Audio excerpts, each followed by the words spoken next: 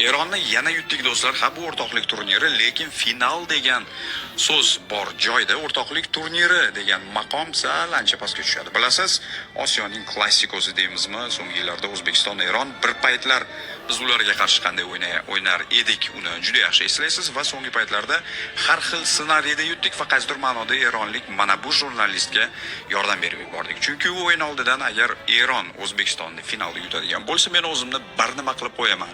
Albatta hazil tariqasida mana bu gaplarni aytgandim. سناریویی که تو ذهن ما فقط سناریویی که خدا نکنه اتفاق بیفته اینه که بریم با ازبکستان بزنیم به خدا دیگه من خودمو میکشم. Endi to'g'risi do'stlar, men buni sun'iy intellekt orqali tarjima qildim. Agar orangizda fors tilini biladiganlar bo'lsa, to'liq tarjimasini, ya'ni ma'nosini kommentlarda yozib qoldirishingiz mumkin. O'yin qanday boshlandi? Birinchi taymda biz hujumlar qildik, bir necha zarbalar yo'lladik. 70-chi to o'sha Husanov qizil kartochka olib maydonni tark etgunicha deyarli juda o'xshash vaziyatlarni ko'rdik. Eron ham unchalik hujum qilmadi. Bizning darvozabonimiz Abduvohid Ne'matov, ayniqsa Husanov maydonni tark etgandan keyin bir necha seyflar qilib to penaltilar seriyasigacha borishimizni ta'minlab berdi va penaltilar seriyasida umuman dahshatli seyflarni qayd etdi. To'g'ri, ko'pchilik aytishi mumkin, bu shunchalik o'rtoqlik turniri, Eron bilan rasmiy o'yinlarda, rasmiy musobaqalarda, balki mundial play-offida to'qnash kelganda asl o'sha holatimizga baho bera olamiz deb. Lekin do'stlar, eronlik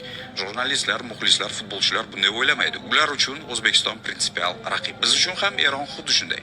Juda ham kuchli jamoa, maksimal hurmat qilamiz va bizning o'sha Osiyodagi raqobatdosh, bizga bo'lgan raqobatdosh jamoalardan bo'lib ham eng kuchlilardan biri sifatida ularni qabul qilamiz. Endi U17 terma jamoamiz haqida ozgina gaplashsak, Italiyaga qarshi yaxshi o'yin ko'rsatdik-ku, lekin baribir klass bilinib qoldi. Lekin shunga qaramasdan yigitlarimiz harakat qildi. Bir kishi kam bo'lib qolgan bo'lsa-da, hisobni 3-2 ko'rinishiga olib keldi va biz ularga shunchaki rahmat aytishimiz kerak. Bu o'smir yigitlar do'stlar, professional, endi kelajakda professional bo'ladi-yu.